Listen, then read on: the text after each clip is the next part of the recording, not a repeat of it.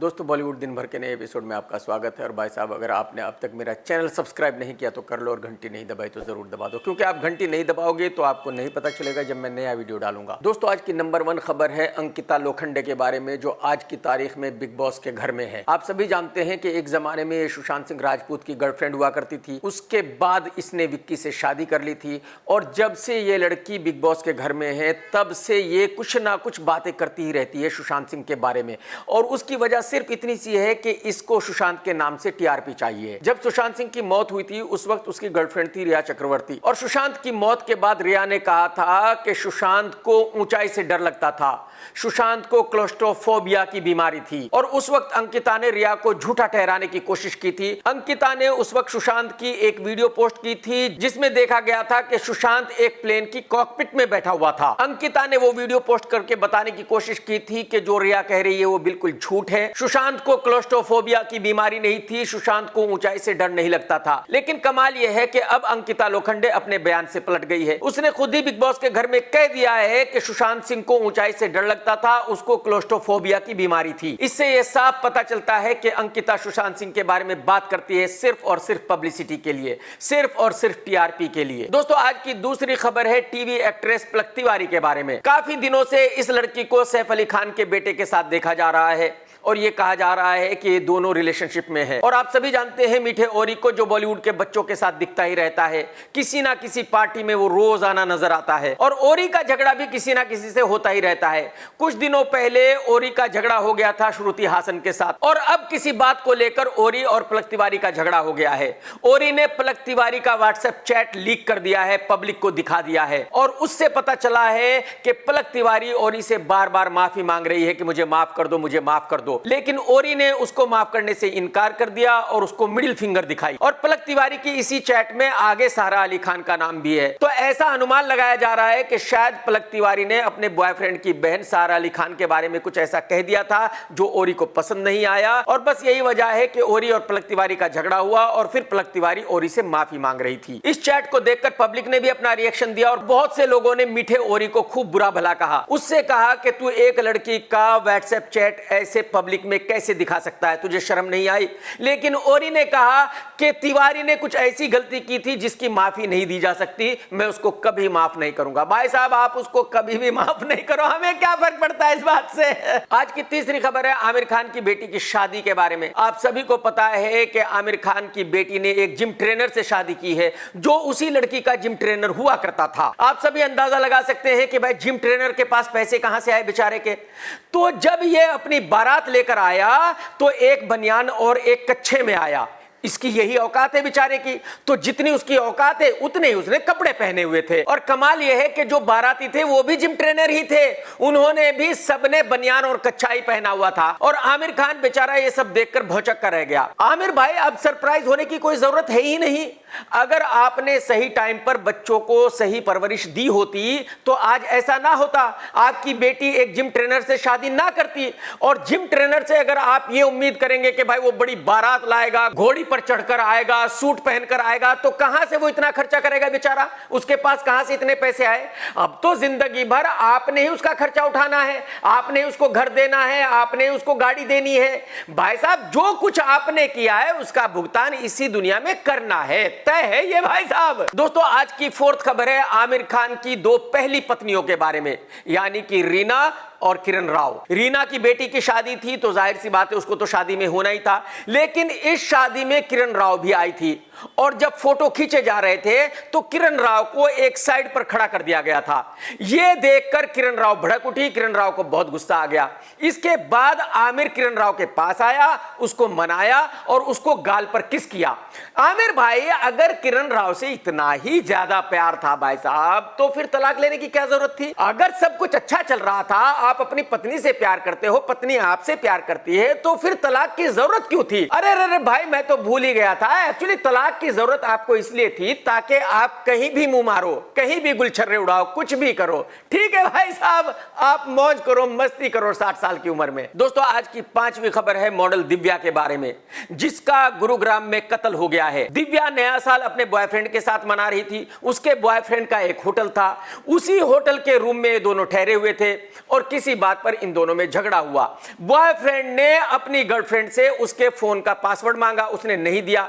इस पर गुस्सा होकर बॉयफ्रेंड ने दिव्या को गोली मार दी और उसका मर्डर कर दिया और अब उसके बॉयफ्रेंड और उसके 2 साथियों को अरेस्ट कर लिया गया है। लेकिन इस घटना से सभी लड़कियों को सबक लेना चाहिए। देखिए, अपनी सेफ्टी के साथ आप कभी भी कोई कंप्रोमाइज ना करें। आपके पेरेंट्स को पता होना चाहिए कि आप कहां हो। आप कभी भी अपनी सेफ्टी के साथ खिलवाड़ ना करें, मेरा यही कहना है बस। दोस्तों आज की 6th खबर भी बिग बॉस के ही बारे में है। बिग बॉस के घर में एक लड़की है ईशा मालविया और उसके 2 बॉयफ्रेंड्स भी उसी घर में है।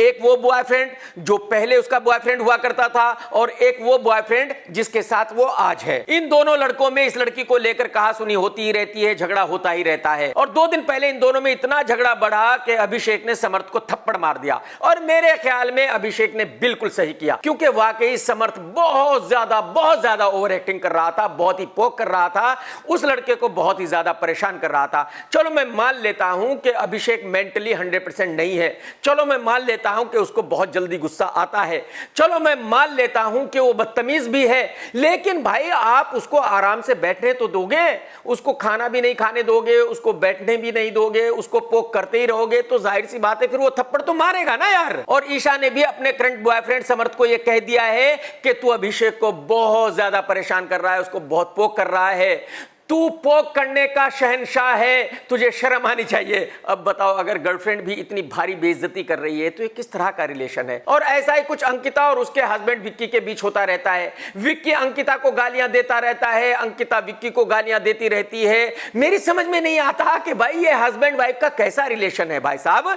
अरे भाई, अगर हस्बैंड वाइफ एक दूसरे को गालियां देते हैं तो ये रिश्ता कितने दिन चलेगा मेरे दोस्त। दोस्तों आज की 7th खबर है मुनव्वर फारूकी के बारे में, जो बिग बॉस के ही घर में है। आप सभी जानते हैं कि उसकी एक गर्लफ्रेंड आयशा बिग बॉस के घर में आई और उसने मुनव्वर फारूकी के खूब चीथड़े उड़ाए, उसकी खूब धज्जियां उड़ाई। आयशा ने यह साबित कर दिया है कि मुनव्वर फारूकी बहुत लड़कियों के साथ फ्लर्ट करता है, बहुत लड़कियों के साथ घूमता है, वो किसी एक लड़की के साथ नहीं है। और अब यह बात बाहर भी हो रही है। एक मॉडल है अंजलि, उसने भी अपने एक इंटरव्यू में कहा है कि मुनव्वर फारूकी ने मेरे साथ भी बहुत कुछ किया है, लेकिन मैं वो बातें पब्लिक में बताना नहीं चाहूंगी। और अंजलि ने यह भी कहा है कि मैं ही नहीं हूं बल्कि और भी बहुत सारी लड़कियां हैं जिनके साथ मुनव्वर ने ऐसा ही कुछ किया है। इसका मतलब यह हुआ कि जब भी मुनव्वर घर से बाहर आएगा तो उसके लिए आयशा ही प्रॉब्लम नहीं करने वाली, बल्कि शायद और भी बहुत सारी लड़कियां हैं जो उसके लिए प्रॉब्लम खड़ी करने वाली हैं। आयशा बिग बॉस के घर में खुद ही कह चुकी है कि उसके पास मुनव्वर फारूकी के बहुत सारे सीक्रेट्स हैं जिनको वो खोल सकती है और मुनव्वर को बहुत ज्यादा बदनाम कर सकती है। आज की 8वीं खबर है करण जौहर के शो कॉफी विद करण के बारे में। करण ने अपने शो पर श्रीदेवी की दोनों बेटियों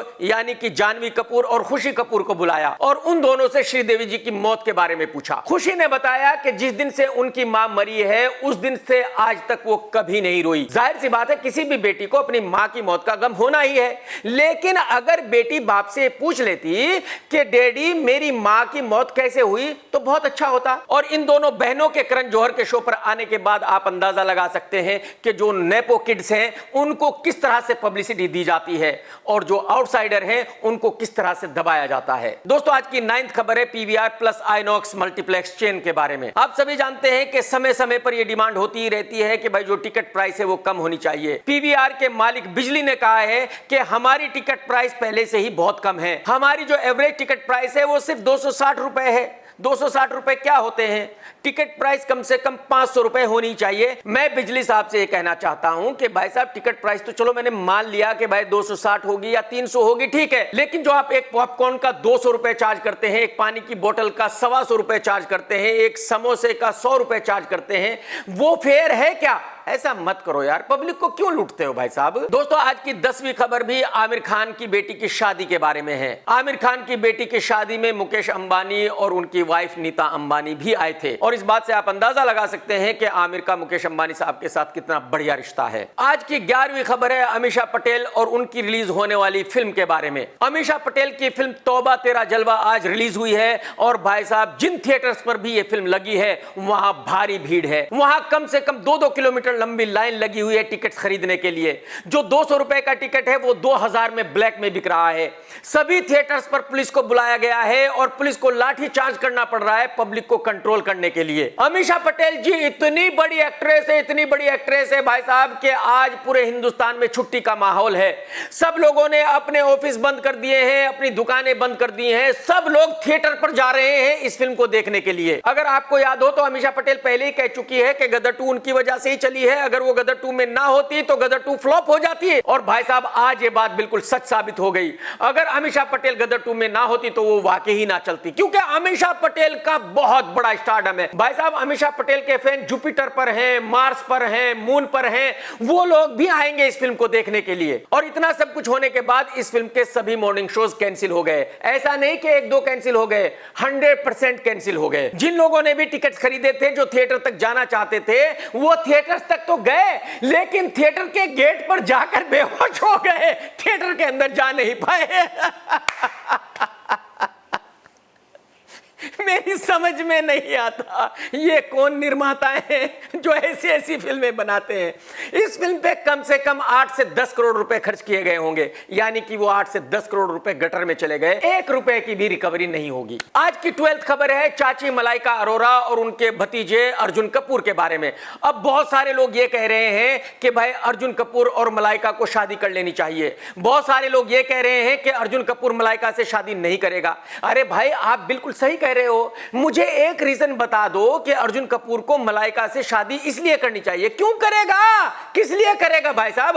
क्या पागल है, मेंटली डिस्टर्ब है अर्जुन कपूर? अरे भाई साहब मैं आपको बता दूं अर्जुन कपूर बहुत ही रिच लड़का है, उसके पास बहुत पैसे हैं भाई साहब। वो गर्लफ्रेंड तो किसी को भी रख सकता है, लेकिन जब वो शादी करेगा तो जाहिर सी बात है अपनी उम्र की लड़की से करेगा, मलाइका अरोरा से क्यों करेगा भाई साहब। आज की 13th खबर है मुनव्वर फारूकी की गर्लफ्रेंड बिग बॉस के घर में रहने वाली आयशा के बारे में।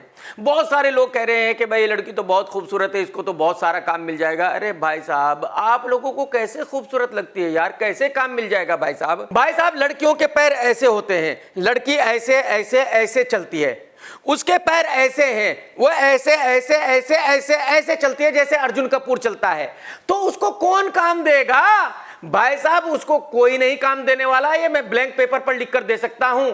बस वो जितनी पब्लिसिटी लेनी है कंट्रोवर्सी से ही पब्लिसिटी ले सकती है, जैसा वो मुनव्वर फारूकी के साथ कर रही है। बाहर निकलकर भी वो मुनव्वर की रेल बना सकती है और पब्लिसिटी ले सकती है, लेकिन भाई साहब काम उसको बिल्कुल नहीं मिलेगा, ये मैं गारंटी के साथ कह सकता हूं। आज की 14th खबर बहुत ही जबरदस्त खबर है और ये खबर है आशिकी 3 के बारे में। बताया जा रहा है कि कार्तिक आर्यन और तृप्ति डिमरी आशिकी 3 में है। बताया ये भी जा रहा है कि इस फिल्म को प्रोड्यूस कर रहे हैं भूषण कुमार साहब, इसमें म्यूजिक है प्रीतम का। बताया ये भी जा रहा है कि इसके दूसरे प्रोड्यूसर हैं मुकेश भट्ट साहब। लेकिन मेरे सूत्रों के मुताबिक ये फिल्म नहीं बन रही है, आशिकी 3 नहीं बन रही है। एक्चुअली ये फिल्म तो बन रही है। एक्चुअली प्रॉब्लम ये है कि मुकेश भट्ट और भूषण कुमार एक पेज पर नहीं आ रहे हैं, एक टेबल पर नहीं आ रहे हैं। आप सभी जानते हैं कि भूषण कुमार और मुकेश भट्ट दोनों ही एक्सपीरियंस वाले लोग हैं, तो जो मुकेश भट्ट साहब मांग रहे हैं वो भूषण कुमार साहब एग्री नहीं कर रहे हैं, और जो भूषण कुमार साहब मांग रहे हैं वो मुकेश भट्ट साहब एग्री नहीं कर रहे हैं। और यही वजह है कि शायद ये दोनों इस फिल्म को प्रोड्यूस नहीं करेंगे। लेकिन ये बात मैं गारंटी के साथ कह सकता हूं कि ये फिल्म बनेगी जरूर।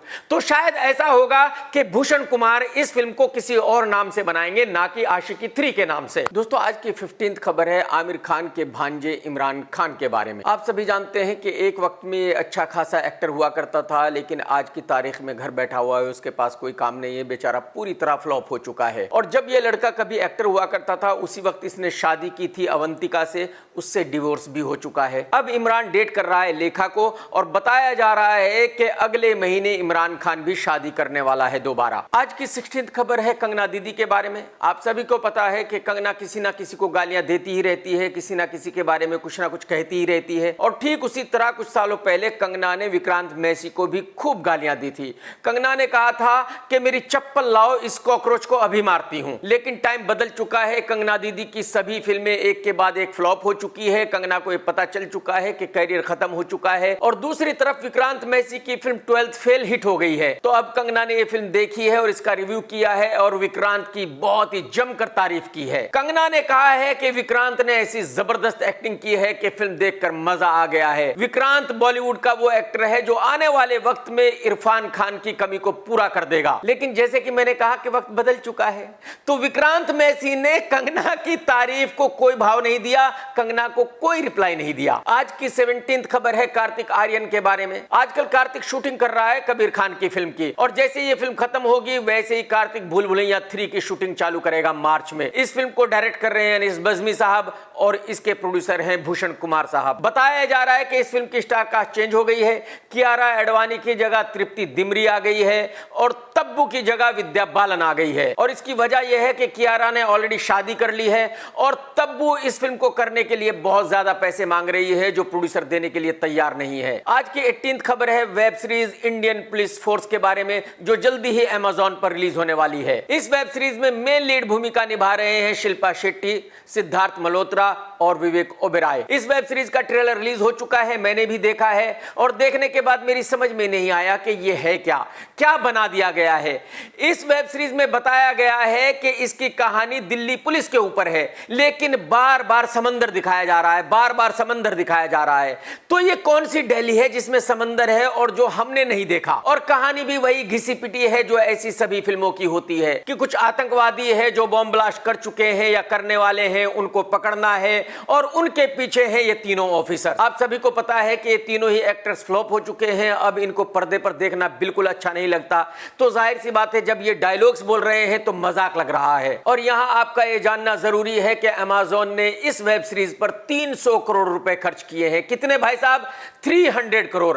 अब आप अंदाजा लगा सकते हैं कि जो कॉर्पोरेट हाउसेज हैं वो किस तरह लूट रहे हैं, वो किस तरह अपने पैसे बर्बाद कर रहे हैं। क्योंकि मैं गारंटी के साथ कह सकता हूं कि इस वेब सीरीज को कोई नहीं देखने वाला। इस वेब सीरीज को देखने के लिए अमेज़न का सब्सक्रिप्शन कोई नहीं लेने वाला। आज की 19th खबर है करण जौहर की नई फिल्म डेडली के बारे में। इस फिल्म को डायरेक्ट करेंगे राज मेहता और इसमें काम करेंगे टाइगर और वरुण धवन साथ में, और इस फिल्म की हीरोइन होगी जानवी कपूर। इसका मतलब यह हुआ कि जानवी कपूर करण जौहर की फेवरेट बन चुकी है, क्योंकि इससे पहले भी जानवी कपूर करण जौहर की एक और फिल्म को साइन कर चुकी है जो बद्रीनाथ की दुल्हनिया 3 है। यह मैं आपको पहले ही बता चुका हूं कि आलिया भट्ट ने इस फिल्म को करने से मना कर दिया था।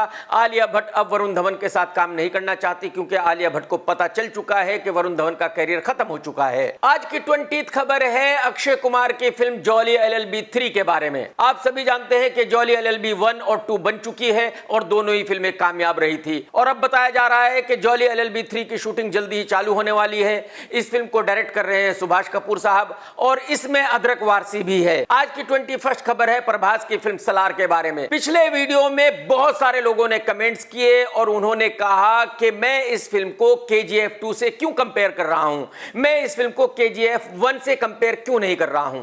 उसकी वजह यह है मेरे दोस्तों कि किसी भी फिल्म को किसी दूसरी फिल्म से कंपेयर तब किया जाता है जब उनका बजट बराबर का होता है। आपकी नॉलेज के लिए मैं ये बताना चाहता हूं कि KGF 1 का बजट था सिर्फ 10 करोड़ रुपए और फिल्म KGF 2 का बजट था 100 करोड़ रुपए और फिल्म सलार का बजट है 500 करोड़ रुपए। यानी कि फिल्म सलार को फिल्म जवान और पठान से कंपेयर किया जा सकता है, लेकिन KGF 1 से नहीं किया जा सकता। यहां तक कि फिल्म सलार को प्रभास की फिल्म आदि पुरुष के साथ भी कंपेयर किया जा सकता है, क्योंकि इन दोनों फिल्मों का बजट एक ही था। यहां तक कि फिल्म सलार को RRR के साथ भी कंपेयर किया जा सकता है, लेकिन उसका बजट बहुत ज्यादा था, तकरीबन 750 करोड़ रुपए था। तो अब समझने वाली बात यह है कि 100 करोड़ के बजट की फिल्म KGF 2 ने हिंदी में बिजनेस किया था 500 करोड़ से ज्यादा का, लेकिन 500 करोड़ के बजट की फिल्म सलार हिंदी में बिजनेस करेगी मैक्सिमम 130 करोड़ रुपए का। तो इससे आप अंदाजा लगा सकते हैं कि यह फिल्म कितनी बड़ी फ्लॉप है। और मैं आपको ये ये भी बताना चाहूंगा कि जो हिंदी का बॉक्स ऑफिस होगा 130 करोड़ रुपए का,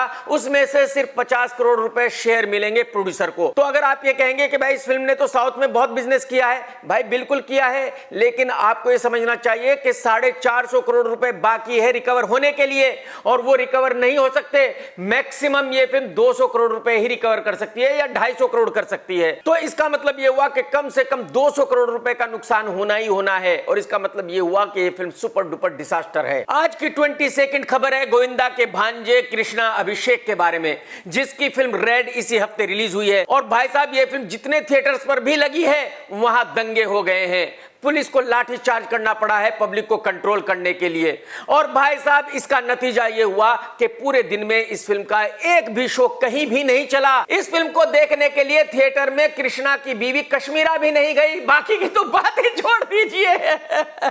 मेरी समझ में नहीं आता ये कौन लोग हैं, ये कौन निर्माता हैं जो कृष्णा अभिषेक को भी सुपरस्टार मानते हैं, जो कृष्णा अभिषेक के साथ भी 7-8 करोड़ रुपए की फिल्म बनाते हैं। मेरी समझ में नहीं आता कि भाई इन लोगों को क्या काले कुत्ते ने काटा हुआ है, क्या ये लोग पागल हो गए हैं? मतलब इनको इतनी भी अकल नहीं है कि भाई कृष्णा अभिषेक की फिल्म कोई क्यों देखने जाएगा, क्यों अपने पैसे बर्बाद करेगा उसको देखने के लिए। मैं इन निर्माताओं से इतना ही कहना चाहूंगा कि भाई ऐसी फिल्म बनाने से बेहतर है कि आप सड़क पर रखकर 7-8 करोड़ रुपए में आग लगा दो। कम से कम मीडिया दिखाएगी तो सही कि भाई कुछ ऐसे पागल लोग हैं जो 7-8 करोड़ रुपए सड़क पर रखकर जला रहे हैं। दोस्तों अगर आपने ये वीडियो देखा है तो लाइक करना बिल्कुल मत भूलना, और कमेंट्स करके जरूर बताना कि आज का वीडियो आपको कैसा लगा। टेक केयर दोस्तों, tata bye bye, love you, जय हिंद, वंदे मातरम।